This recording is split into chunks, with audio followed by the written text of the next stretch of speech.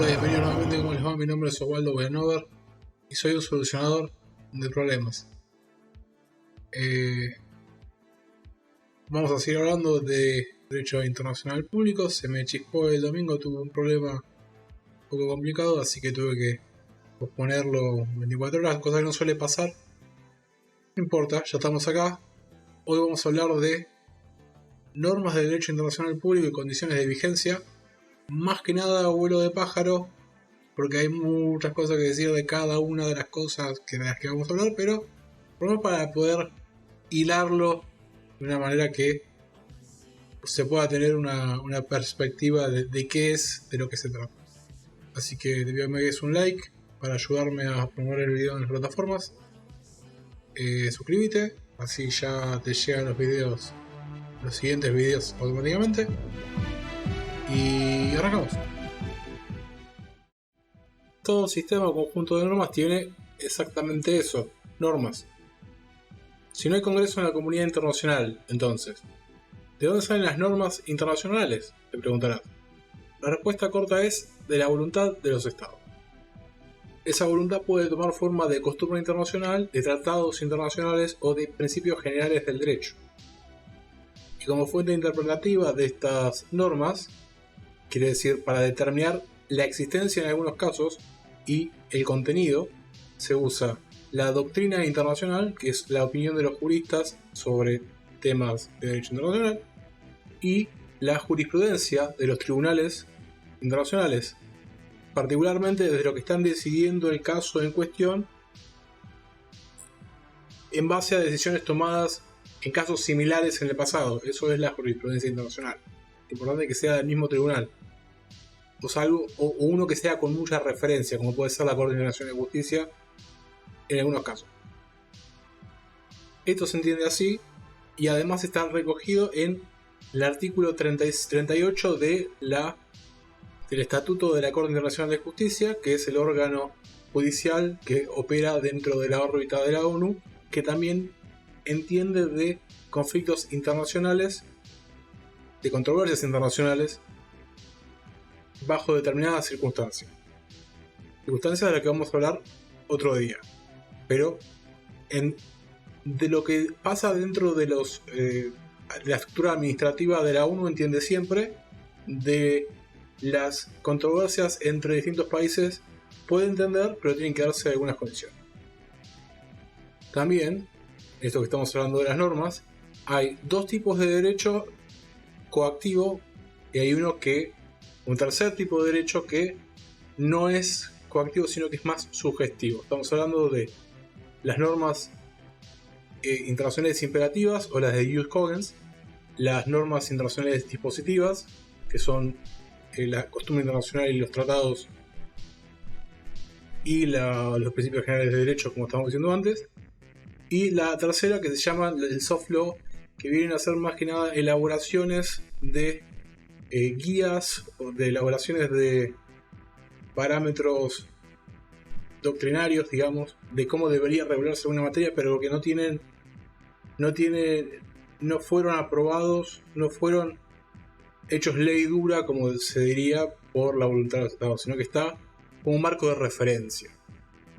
Por otro lado, cuando hablamos del derecho de jus cogens, que es las normas imperativas de derecho internacional, es importante no confundirlo con el orden público. Suenan parecido y las dos son imperativas, pero el orden público tiene que ver con el orden coactivo, imperativo, que es impuesto por el Estado y que desplaza la libre voluntad de las partes por una cuestión de mantener los parámetros legales de los que opera la sociedad. En el derecho internacional público no existe este Estado que, digamos, de una manera centralizada ordene cómo se maneja el derecho internacional, cómo se manejan los intereses de los países. Entonces, si bien parece que es lo mismo, es importante saber que orden público, como estamos hablando en internacional privado, orden público internacional y normas imperativas de derecho internacional no son lo mismo, son tres cosas diferentes. Acá nos interesa las normas imperativas de derecho internacional o las de jus cogens. Las normas imperativas de derecho internacional o las de Jus Cogens tienen la particularidad de ser costumbre internacional y ser elevadas a la categoría de imperativas por un tratado celebrado por una gran cantidad de estados. Quiere decir, primero los estados ya lo hacían y pasó a ser una costumbre y quedó tan arraigada que además hicieron tratado para decir sí, esto es así y además es obligatorio, lo tenemos que hacer siempre. Muchas de estas normas están en la Carta de la ONU, en el artículo 2, cuando habla de la prohibición del uso, la amenaza del uso de la fuerza, cuando habla del deber de cooperación, cuando habla del deber de buena fe. Esas son normas imperativas del derecho internacional. Por ejemplo, las normas imperativas del derecho internacional no pueden ser derogadas por acuerdos que no tengan la decisión expresa por una gran cantidad de estados de cambiar la norma imperativa de derecho internacional. Quiere decir que si se celebran tratados entre dos estados, contraria a esta norma imperativa, no tiene efecto. Si celebran un tratado 10 estados, en contrario a esta norma, no tiene efecto. Si los estados se juntan y dicen esta norma que es imperativa la vamos a cambiar por esta otra, ahí va a dejar de tener efecto. Pero tiene que darse esa condición, que creo no equivocarme cuando digo que no sucedió nunca, porque tiene que ser por lo menos la mayoría de los estados del mundo, y eso no es un consenso muy fácil de conseguir. Las normas dispositivas de derecho internacional, que son tanto la costumbre, los tratados internacionales y los principios de derecho general, el principio general del derecho. El tratado es la más fácil de derogar porque a veces los estados hacen un tratado en contrario y ya las normas de ese tratado anteriores quedan en efecto por ley posterior. La norma posterior deroga la ley anterior.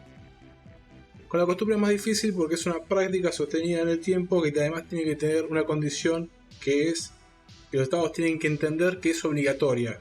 Es decir, no es que no alcanza con que suceda mucho tiempo, los estados tienen que saber o pensar que si no cumplen con esa norma hay una sanción. O tienen que sancionarla de hecho sin haber normas específicas, digamos. Entonces es más difícil generar una contra costumbre porque hace falta mucho tiempo. Y cambiar los principios de derecho internacional, del derecho, es más difícil todavía porque lo que son los principios son los lineamientos generales que siguen los ordenamientos de los distintos países. Entonces no alcanza con que un país empiece a legislar diferente, tiene que 1, 2, 3, 10, 15, 20 tienen que empezar a legislar de otra manera, usar otros principios, y ahí es donde van a cambiar los principios generales del derecho. O sea que pasa muy poco en cientos de años, y que tampoco es una norma fácil. Dicho eso, si los estados se ponen de acuerdo y hacen tratados que van en contra de las costumbres internacionales o de los principios generales de derecho, que son los que más tardan en cambiar, lo que vale es la ley posterior, que es el tratado. Por último, antes de detenernos en lo que son estas normas, estas fuentes formales del derecho del que estamos hablando, que si bien las nombramos así por arriba, hay como muchas cosas que decir de cada una. Es importante entender que el solo hecho de que el Estado la firme no las hace entrar en vigor, sino que tiene todas unas condiciones de vigencia, que puede ser la cantidad de estados que hacen falta que firmen un tratado para que se vuelva vigente. Puede ser que pase el tiempo que determina el tratado para después de firmado y después de entrado en vigor para que esté vigente en el territorio del Estado. También está esto que decíamos de la costumbre de que tiene que probarse que los actos realizados interactivamente por más de un Estado son considerados obligatorios para ellos, para poder decir que es una costumbre. Pero además hay unos sistemas que son los sistemas de integración del derecho extranjero, que tienen dos modalidades, que son la monista y la dualista. La monista entiende que todo el derecho nacional y extranjero convive dentro del mismo sistema. Quiere decir que la costumbre internacional entra a los ordenamientos jurídicos locales porque está vigente para todos los estados, digamos, sin necesidad de una aprobación expresa. Bueno, la costumbre internacional que está vigente para todos los estados entra dentro del ordenamiento jurídico sin necesidad de hacer un trámite expreso para hacerlo, porque está todo dentro del mismo sistema. Por supuesto hay mucho más que decir, es muy poco probable que haya llegado hasta acá con todas las cosas que estuvimos diciendo.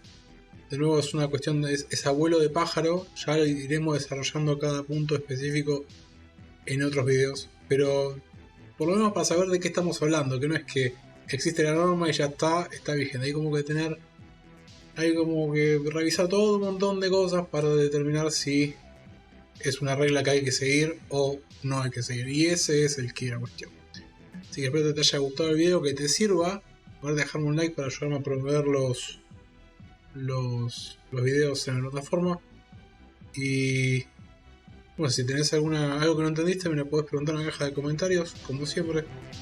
Yo te lo voy a contestar lo más rápido que pueda. Si tienes una consulta más importante, más compleja, que necesite ya una conversación más elaborada, en la dirección que aparece en pantalla me puedes mandar un mail explicándome qué es lo que necesitas y yo a la brevedad te voy a estar contestando.